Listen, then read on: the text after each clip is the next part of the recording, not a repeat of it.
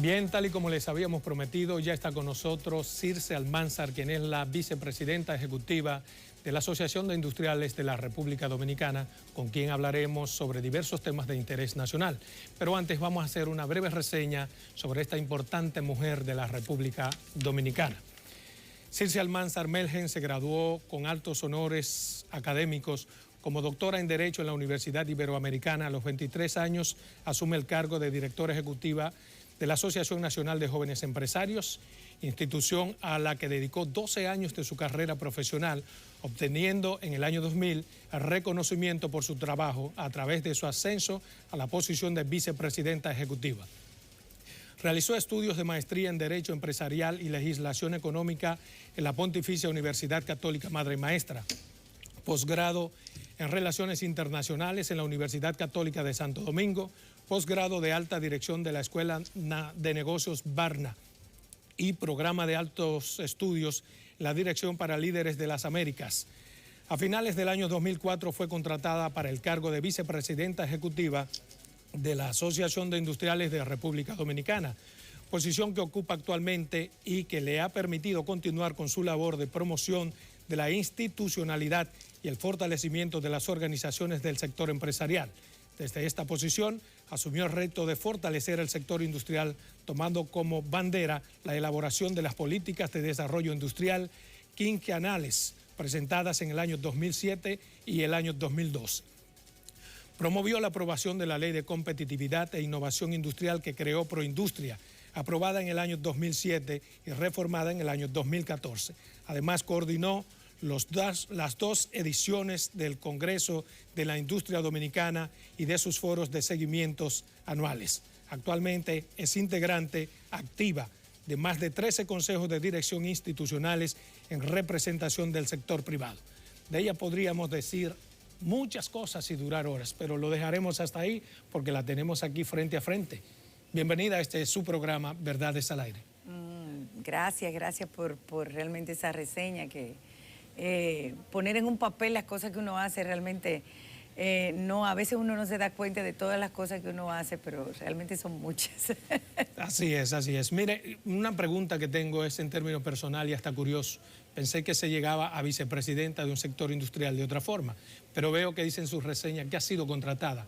¿Cómo ocurre esto? El puesto de vicepresidente ejecutivo en entidades como las asociaciones empresariales, inclusive como varias instituciones sin fines de lucro que se dedican a puestos o que se dedican a think tanks o a elaboración de propuestas, a defensa de sectores, es un puesto a tiempo completo, es un puesto pagado porque requiere de mucha atención.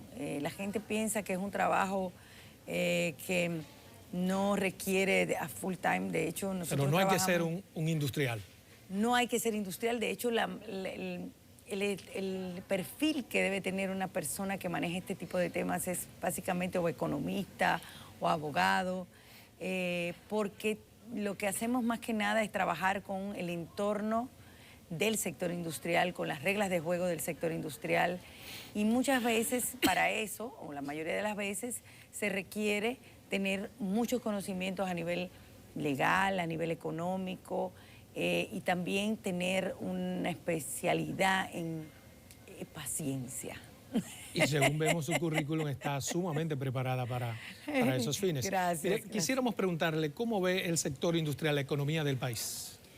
Bueno, nosotros estamos viviendo en nuestro país unos momentos muy interesantes. De hecho, nuestro país es un país que es envidiado por muchos otros por su estabilidad macroeconómica, su crecimiento continuo. Nuestro país tiene un atractivo para la inversión extranjera porque si bien tenemos grandes desafíos y riesgos, no es menos cierto que si comparamos nuestro país con otros países de Latinoamérica, nuestro país sería uno de los países en el que está mejor posicionado ahora mismo. El crecimiento, la estabilidad de las reglas de juego, en materia económica han sido muy importantes para el desarrollo. ¿Y cuáles son los desafíos que tenemos? Pero los dos desafíos son el desarrollo productivo de la nación. Nuestra economía está dependiendo cada vez más de los sectores de servicios. Nuestra economía puede quedarse rezagada si no hacemos una revolución o un replanteamiento de nuestro modelo económico. Y nuestro modelo económico debe partir del hecho de que tenemos que fortalecer nuestros sectores reales de la economía. Cuando hablamos de sectores reales de la economía es la producción nacional. Ningún país es sostenible a largo plazo si no desarrolla su producción, si no es competitivo para mantener los ingresos fiscales y los trabajos en nuestro país. ¿Qué pasa en los últimos años? Si bien es cierto, hemos estado creciendo a ritmos muy envidiables por otros países y tenemos un crecimiento que hasta se ve en muchos sectores, hay una concentración en las grandes empresas industriales porque los factores que restan competitividad a las industrias han hecho que muchas medianas industrias desaparezcan. Muchas medianas, algunas grandes y muchas pequeñas. ¿Por qué? Porque si no resolvemos los problemas de competitividad, terminaremos importando casi todo lo que consumimos y eso es un riesgo. En ese sentido, mire, 39.000 millones de dólares es la deuda del Estado Dominicano. Sumémosle a eso que el presidente acaba de concertar un empréstitos de 600 millones de dólares en China, más 400 que tenía aprobados aquí en el Congreso Nacional. Eso preocupa a muchos sectores. ¿No le preocupa al sector industrial esos continuos endeudamientos por parte del gobierno dominicano? Nos preocupa porque estamos en un círculo vicioso. Y nos preocupa y lo hemos llamado la atención y entiendo que las autoridades fiscales, las autoridades que manejan la política fiscal en República Dominicana y hasta el mismo presidente sabe del riesgo que tiene continuar este ritmo de endeudamiento. Pero para revertir esa situación solamente lo vamos a poder hacer incrementando las exportaciones y mejorando o incrementando las inversiones extranjeras para poder promover la generación de divisas. ¿Pero qué tan preocupante es el endeudamiento? El gobierno, todos los sectores se lo advierten, pero no hace nada. Es importante que tomemos en cuenta que el problema que tenemos ahora mismo es que para mantener el ritmo de gastos que tiene el Estado, solamente es a través de endeudamiento. ¿Por qué? Porque si no hacemos los ajustes, las reformas estructurales para reducir el gasto, vamos a tener que seguir dependiendo, reducir el gasto y aumentar la productividad. Vamos a seguir dependiendo de los impuestos, del endeudamiento. Porque es que estamos hablando de que ya casi un 50% de los ingresos fiscales se están destinando a la deuda. Pero a partir de eso que usted acaba de decir, se justifican esos empréstitos. Se justifican por el nivel de gastos que está teniendo el gobierno. Ahora, ¿qué nosotros entendemos que debe hacer el gobierno?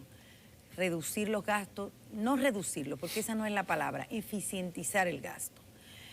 Gastar, por ejemplo, seguir gastando en el sector eléctrico sin hacer las reformas estructurales que se plantearon en el pacto eléctrico, podría ser un gasto a través de un endeudamiento, que es peor, superfluo. Entonces, ¿qué nosotros llamamos la atención? Primero, no sabemos, los 600 millones de dólares no se sabe a ciencia cierta o no se ha explicado a fondo para dónde van destinados los que se contrataron o se están contratando con China. Los 400 millones del BID, que serían para las distribuidoras, para bajar las pérdidas. Supuestamente eso va a hacer que disminuyan las pérdidas. Si nosotros hacemos un análisis de todo lo que se ha invertido en el sector de distribución para reducir las pérdidas en el sector eléctrico, en los últimos 15, 20 años, nos damos cuenta que hemos gastado muchísimo dinero y los niveles de pérdida no han bajado. ¿Por qué? Porque lo que se requiere es aplicar mecanismos o medidas que tiendan a garantizar la transparencia en el sector eléctrico y que tiendan a aplicar la ley como está. O sea, que no hay que endeudarse más para resolver el sistema eléctrico. No, probablemente vamos a tener que buscar recursos, y eso es cierto. Para mejorar las redes de distribución hay que tener recursos económicos, pero de nada sirve invertir en eso si no tenemos los niveles de transparencia y la aplicación de las medidas que tomamos en el pacto eléctrico para lograr una reducción de pérdidas y transparentar la tarifa eléctrica para que la gente entienda qué es lo que está pasando en el sector eléctrico. Por ejemplo, Adolfo, nosotros hicimos un análisis cuando estábamos discutiendo el pacto eléctrico de cómo aquí hay varias tarifas eléctricas que se supone que deberían dejar de existir, y eso fue parte de las discusiones del pacto para que en un plazo de 6 años tuviéramos una tarifa lineal que sea igual para todos, que es lo que llamamos una tarifa de transición para una tarifa técnica. Nosotros hicimos una revisión. En la región del Cibao, ¿cómo es posible que más del 90% de los usuarios de energía consuman menos de 200 kilos? Ahí se nota clarísimo. ¿Qué está pasando? Está pasando. ¿Qué es lo que pasa? Eso se llama pérdidas, pero en realidad eso es robo eléctrico. Bien, vámonos a unos comerciales que son importantes para este programa y continuamos con esta interesantísima entrevista.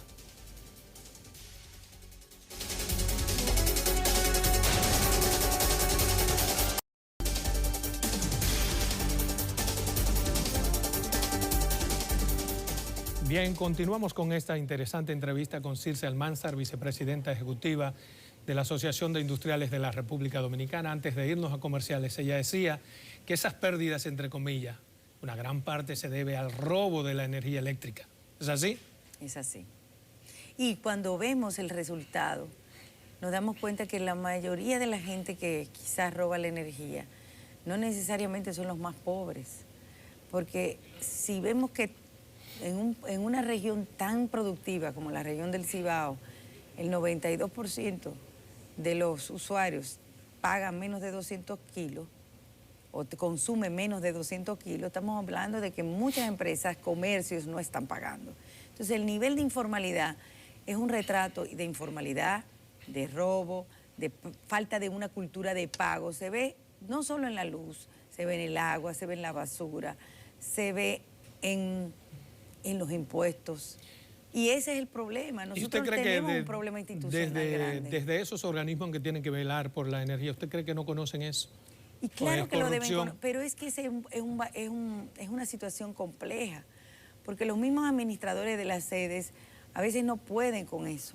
Es tanta la estructura que a veces no pueden, pero lo que nosotros llamamos... ¿Por qué no pueden? ¿Cómo que no pueden? Porque se arman, o sea, estamos hablando de que son mafias que se crean, pero además de eso, estamos hablando de que cualquiera en su casa puede tener y hacer, y entonces tú tienes que blindar la estructura del sector eléctrico. Por eso yo no descarto la necesidad de tener más recursos económicos para las redes de electricidad y para los contadores. Ahora, tienen que ser realmente una inversión que venga acompañada de aplicación de medidas institucionales para que evitemos que eso vuelva a ocurrir, porque lo hemos hecho en otras ocasiones. Hay industriales que entienden que en ese tipo de actividad que se define como robo, hay una corrupción institucional. ¿Cuál es su valoración sobre la corrupción desde el gobierno? Sí, es una corrupción, pero no necesariamente viene con la cabeza, porque cambiamos administradores y vemos que siguen las cosas. Es una cultura de no pago en nuestro país, que por eso nosotros le llamaba cazar dentro del zoológico, nos pasa cada día. Y el sector industrial es la industria dominicana, la industria nacional es una de las más castigadas con toda la presión de energía, de tributos, de todas las responsabilidades de consumo de productos. Perdóneme. Salud, salud. Es una situación que tenemos que analizar como país. No podemos seguir incrementando la presión para los que siempre pagan. Sube la electricidad para los que siempre pagan. Sube los impuestos para los que siempre pagan. Y tenemos que crear una cultura de nuestro país contra la impunidad, porque a veces hablamos de la impunidad como si fuera un tema de los políticos solamente. ¿Usted cree que el gobierno ha combatido bien la lucha, ha llevado bien su lucha contra la corrupción y contra la impunidad? No, yo entiendo que no, yo entiendo que para nada. O sea, que aquí no se ha hecho lo que realmente la sociedad espera. O sea, aquí hay que someter a las personas, inmediatamente cometen una infracción, inmediatamente. Puede ser que lo hagan y no lo publiquen, pero realmente la sociedad no está percibiendo que la corrupción se está combatiendo. Y hay una percepción grande de que hay muchos niveles de corrupción y el gobierno tiene que darse cuenta de que tiene que darle una señal a la población. Yo no soy de los que creo que haciendo las marchas estas que se han convertido en política es que vamos a lograr. Ahora, yo sí creo que hay que luchar contra la impunidad. Oiga esta frase que dice alguien del sector empresarial. Hay personas que desde el sector privado promueven también la corrupción porque le conviene este sistema de cosas. ¿Hay corrupción en el sector privado? La corrupción siempre tiene algún elemento, una parte que es el sector privado. Ahora, el que está diciendo esto se está refiriendo a cualquier sector privado. A veces pensamos... Lo dice el señor Paz. Sí, pero a veces pensamos que el sector empresarial son las grandes empresas que vemos en la Asociación de Industria o que vemos en el CONEP. El sector privado es cualquiera. Claro. El sector privado es el hermano tuyo que va a hacer un negocio y no está en la institución gubernamental y tú lo pones a trabajar contigo, él haciendo su negocio, y eso es corrupción. Eso es sector privado. Hacer un negocio, inmediatamente tú llegas a una institución y dices, bueno, yo después de aquí que me voy, yo tengo que tener con qué vivir.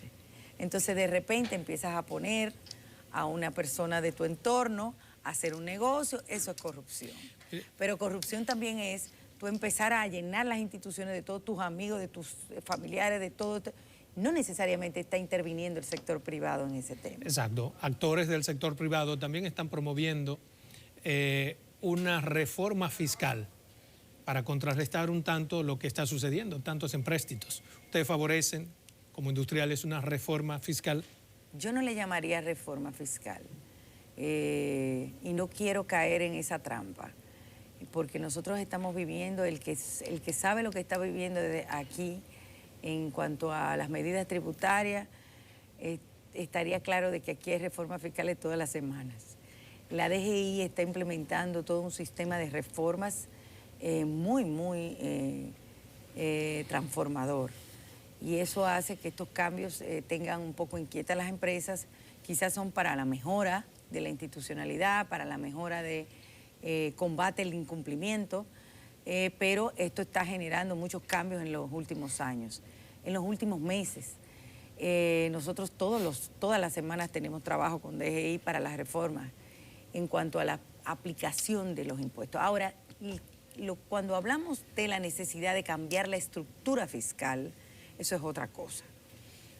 Primero, los procedimientos de pago de los impuestos deben simplificarse. Y en eso el director de Impuestos Internos está de acuerdo, lo ha dicho en varias ocasiones. Es muy tortuoso. Es tan tortuoso que muchas empresas que se integran a la formalidad terminan diciendo, ¿para qué entré? ¿Para qué entré al monstruo? Porque terminan sintiéndose agobiados de tanta... O sea, una empresa pequeña, mediana, como la tuya, por ejemplo, tiene que contratar un contable. A veces el contable no tiene el conocimiento del día a día. Entonces se queda envuelto a veces en una trampa que la gente dice, ¿y en qué fue lo que yo hice? Mire, ustedes como sector han tenido y han evidenciado ante la opinión pública una cierta responsabilidad social.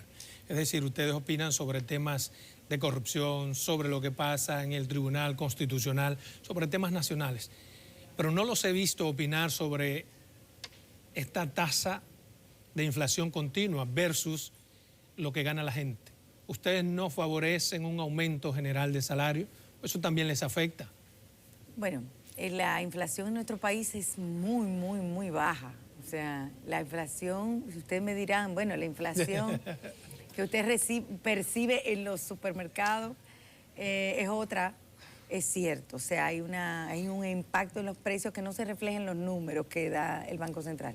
Porque cuando se dan los números de las autoridades monetarias y financieras, son números macro que tienen una serie de variables y en realidad los precios fluctúan. Fíjese cómo la inflación se incrementa inmediatamente el índice de precio al consumidor cuando aumenta los precios del petróleo. Porque como tiene tanto impacto en toda la cadena de producción, en toda la cadena de la economía, inmediatamente eso se refleja en el IPC. Ahora, pero cuando ¿ustedes baja, no favorecen un aumento general de salario? Nosotros entendemos... ¿No cree que la canasta lo merece en estos momentos? ¿El país lo necesita? Nosotros entendemos que sí, ya viene el aumento de salarios, no es el general, porque los precios los salarios se ajustan en base a las condiciones de cada una de las empresas. ¿Ya viene? ¿Cuándo viene? ahora a principio de año. Y se empieza a negociar ya el salario. ¿A negociar? Sí, bueno, pero dependiendo de cómo son las expectativas, es muy difícil para nosotros, para mí, que yo he sido parte negociadora en muchas ocasiones, es muy difícil tomar decisiones porque la realidad de las empresas es muy diferente. O sea, quizá una empresa grande tiene las condiciones para poder pagar un salario más alto, pero las pequeñas y medianas no. Pero eso es proporcional. Sí, pero es proporcional, pero es el mismo porcentaje, Entonces, al ser el porcentaje te va incrementando mucho. Entonces, también nosotros tenemos todavía no resuelto un problema que hemos dicho en varias ocasiones que está gravitando enormemente en los costos laborales de las empresas, son las prestaciones sin tope. Las prestaciones laborales se han convertido en una carga no solo para la empresa, sino también para el trabajador. ¿Por qué? Porque al ser prestaciones con el último salario, se crea un pasivo laboral enorme. Y eso hace, y además de que no tienen tope, con una seguridad social donde tú estás contribuyendo tanto para salud como para pensiones, para tu ahorro de vida, más unas prestaciones laborales, te incrementan mucho los costos laborales de las empresas. Estamos hablando de que un 40% a veces en algunas empresas de costos laborales. Mire, esa reforma fiscal que de forma silenciosa ha venido haciendo Magín, ¿cómo afecta en su sector? Dependiendo de los sectores. ¿En el sector industrial? No, de subsectores industriales. Sí. Hay sectores en los cuales un cambio, por ejemplo, en la metodología de aplicación de un impuesto puede representar un incremento de 15% de lo que pagan de tributo. Hay un cambio en la estructura, en la forma de reportar por ejemplo, los gastos a nivel de las empresas que producen bienes exentos. O sea, una empresa que produce, por ejemplo, cuadernos.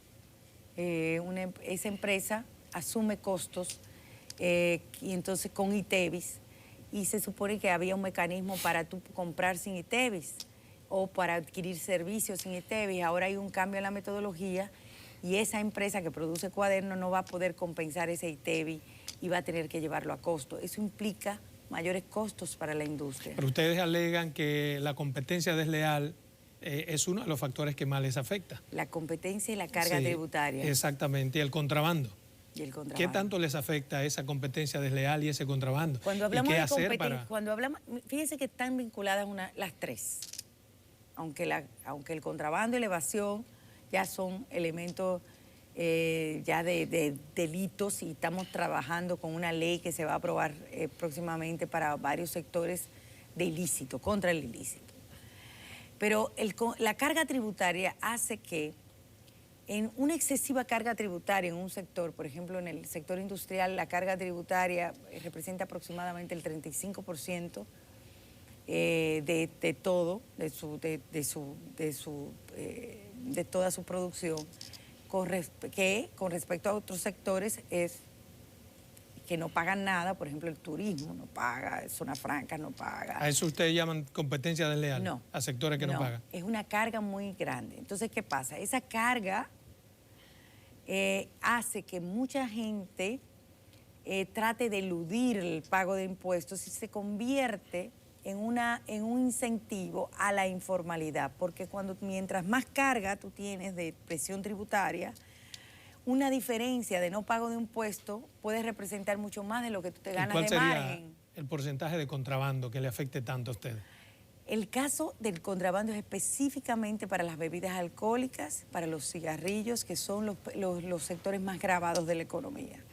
Esos sectores, al estar tan gravados, o sea, en el combustible también, una diferencia, o sea, tú eludir el pago hace que tú te puedas convertir, o sea, tú ganas el mercado.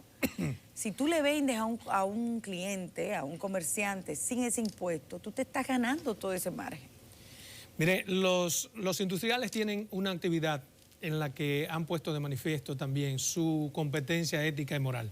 ¿Cómo castigan ustedes a los industriales que son evasores? Que han sido muchos y han sido evidenciados por la Dirección General de Impuestos Internos. Éticamente, ustedes no tienen una tabla de castigo a quienes incurren en esos delitos. Tenemos un código de ética. ¿Qué han hecho? ¿Han castigado alguna vez? Tenemos En primer lugar, nosotros tenemos un mecanismo de filtro para la entrada de la institución que es bastante riguroso, precisamente porque la competencia desleal, la evasión generan un problema grave a las empresas formales. Y en el caso de una empresa que se le compruebe algún hecho delictivo... Como hay muchas. O ético, no son tantas, ¿eh? No Pero son se les ha tantas. comprobado y desde su sector no he visto un castigo, por ejemplo. En el caso de las empresas industriales no se han dado grandes casos. Hemos tenido casos pero es más que en el sector financiero es que se ha dado. En el caso del sector industrial hemos tenido casos y se han sacado. ¿Sí? Sí, se han sacado. ¿Muchos casos? 3 casos. 3 casos. Solamente. ¿Pero en el último año? No, en los últimos 5 o 6 años. Ah, no sé bien. a quién se está refiriendo en el último año. No. No conozco del último año. Como se dice que la corrupción es un mal endémico, pues, y no es solamente del sector público, donde es muy evidente, también lo hay en el sector privado. Porque para que haya una corrupción debe haber un corrupto y un corruptor. Y en el sector privado también los hay. Y hago la pregunta porque a mí me gusta la forma ética en que ustedes se han manejado en los últimos años. Por eso le hice la pregunta. Pero no, son muy raros los casos en el sector industrial que han llegado hasta las últimas consecuencias. Y a pesar de eso, tenemos un control para la entrada de empresas precisamente para evitar que entren empresas evasoras o empresas que tengan contubernio con alguna entidad o que tengan algún tipo de... que aunque no han sido castigadas en la justicia, sí la asociación sectorial que los representa tiene que dar el visto bueno. Bien, vámonos a una segunda pausa comercial. Cuando regresemos hablaremos de otros temas como su valoración sobre el Tribunal Constitucional y muchos más.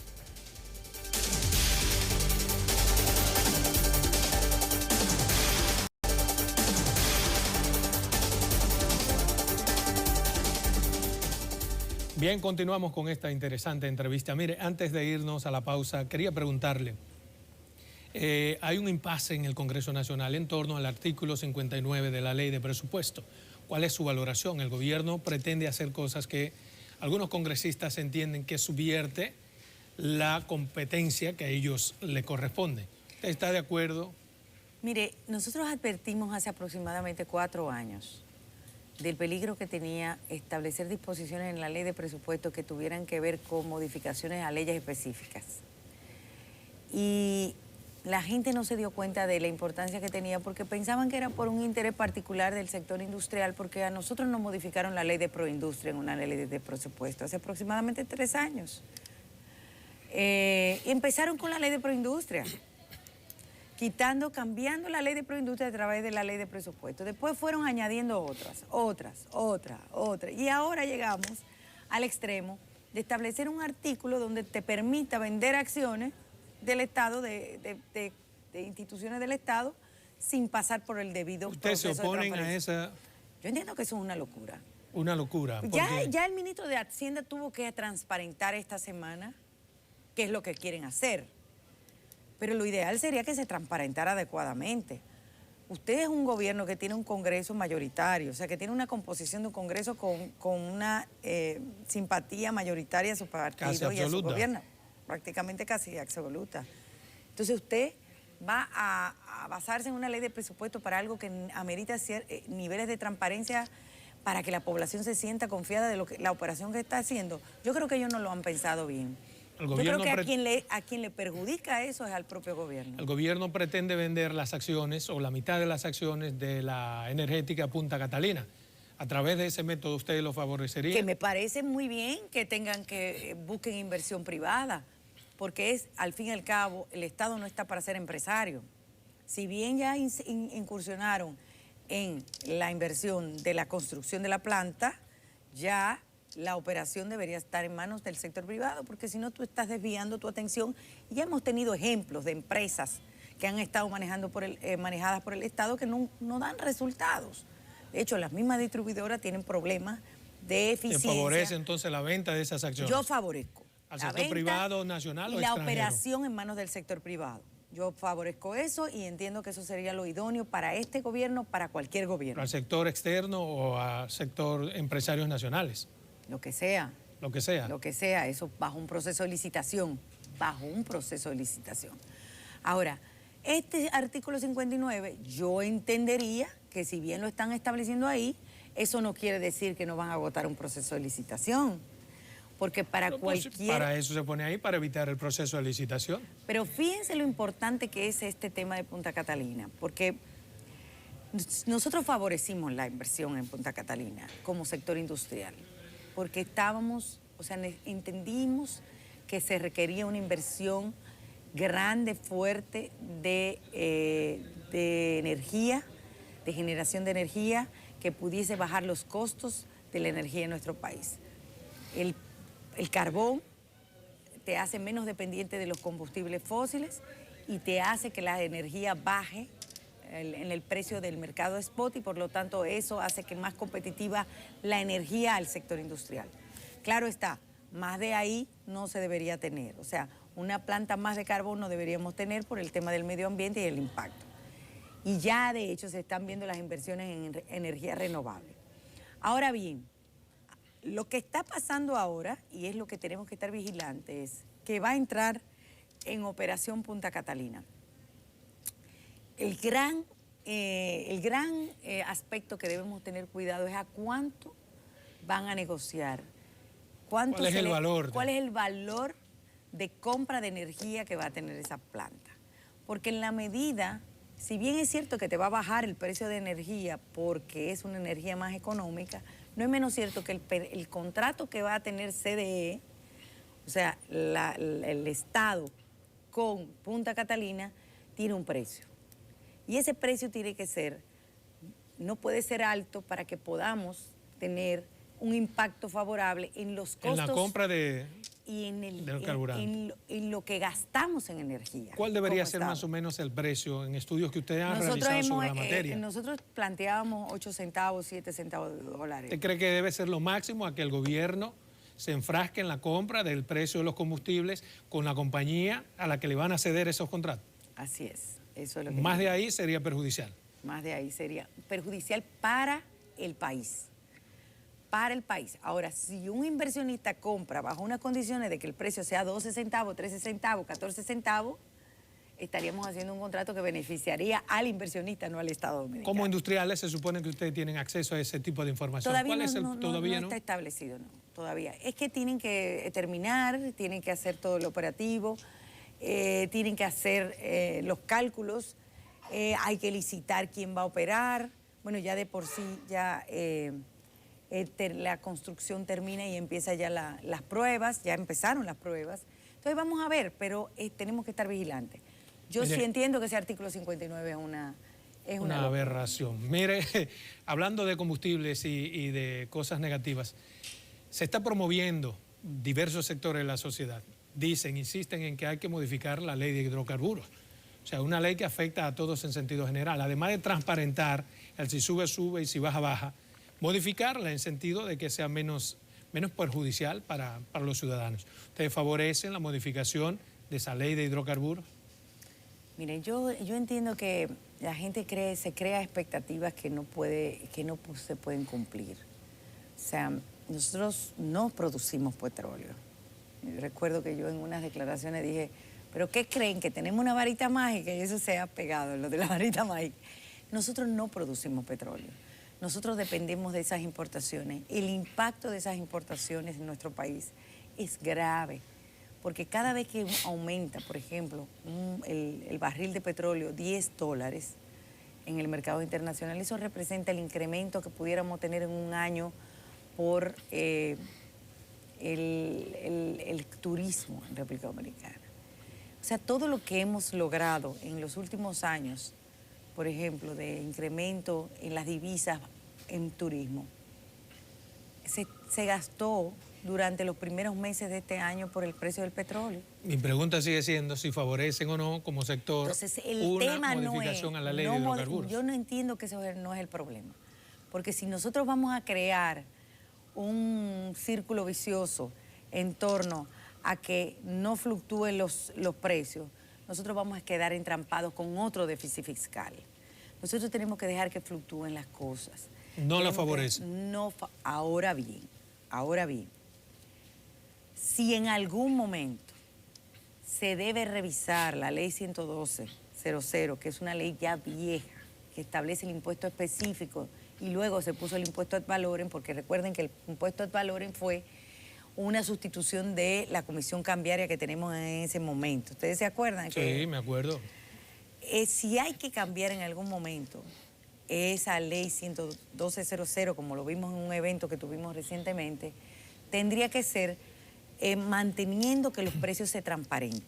¿Y ustedes no favorecen? Actualmente hace 2 años que no se ajusta el impuesto específico. Pero yo creo que ustedes favorecen, porque también les conviene, que se elimine, bueno, no creo que les convenga, que se elimine el subsidio de combustibles a todo el mundo, incluyendo los industriales, para que se baraje de nuevo. Transparentemos todo ese proceso a partir de que empresarios, industriales, sectores choferiles reciben, y hay una mafia denunciada por muchos sectores, combustible, de forma irregular. Y déjame decirte que yo entiendo que se ha mejorado muchísimo. Acuérdense que hubo un cambio en la metodología. ¿Qué se ha mejorado? ¿La mafia? Sí, y la transparencia en eso. Acuérdense que se cambió el procedimiento para un drawback, o sea, ya no te exoneran el impuesto antes, sino que tú tienes que solicitar la devolución de ese impuesto, y eso ha hecho que precisamente muchos de estos transportistas se estén quejando, y es porque le quitaron el subsidio. Pero ahora no mismo, favorece que se le quite a todo el mundo. No, yo entiendo que la gente no está pensando a quién se le da ese subsidio. Ese subsidio se le da a la empresa generadora de electricidad. Y ya es por mecanismo de drawback, o sea, mecanismo de devolución, después que ya ha comprado el combustible. Si tú le incrementas el impuesto a la generadora, eso va en detrimento del consumo eléctrico o del precio de energía. Tenemos poco tiempo. Quisiera preguntarle antes de irnos esta frase. No podemos seguir ajustando nuestra Constitución a intereses particulares. Circe Almanzar, ¿a quién se refirió específicamente? A todos los gobiernos o presidentes que han intentado modificar la Constitución, o que han intentado y que lo han hecho, lo han logrado cada vez que se agota un periodo. Lo hizo Hipólito Mejía y lo ha hecho el presidente Medina, y ahora la gente está diciendo que se puede hacer ahora. Mi posición, la posición personal mía y también la posición de Campos de Moya, de nuestro presidente, es que tenemos que mirar más allá. No podemos pensar solamente en los intereses coyunturales y en los intereses particulares.